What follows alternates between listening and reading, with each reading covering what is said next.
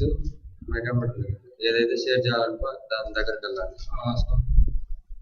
First entertainment ఏది కావాలంటే student లోకి వెళ్ళాను. జావా డిఫైన్ ఏం కావాలి చెప్పు, అది షేర్ చేశాను. ఓకే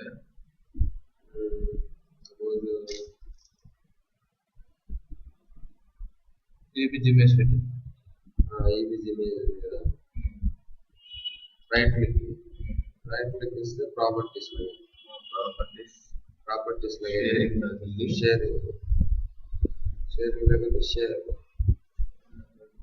దగ్గర హోమ్ గ్రూప్ దగ్గర షేర్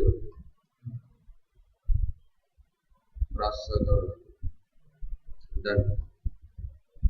అక్కడ నీ కంప్యూటర్లోకి వెళ్ళి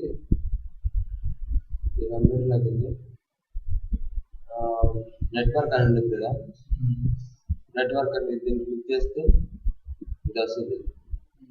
ఎవరైతే నెట్వర్క్ లో ఉన్నారో వాళ్ళ కంప్యూటర్ నేమ్ వస్తుంది. ఇక్కడ జస్ట్ మై కంప్యూటర్ వచ్చేస్తుంది. ఇక్కడ దానికి డబ్బు ఇచ్చి ఇక్కడ నేను షేర్ చేశాను చూడు, ఏదైతే షేర్ చేశానో అది అక్కడ వస్తుంది.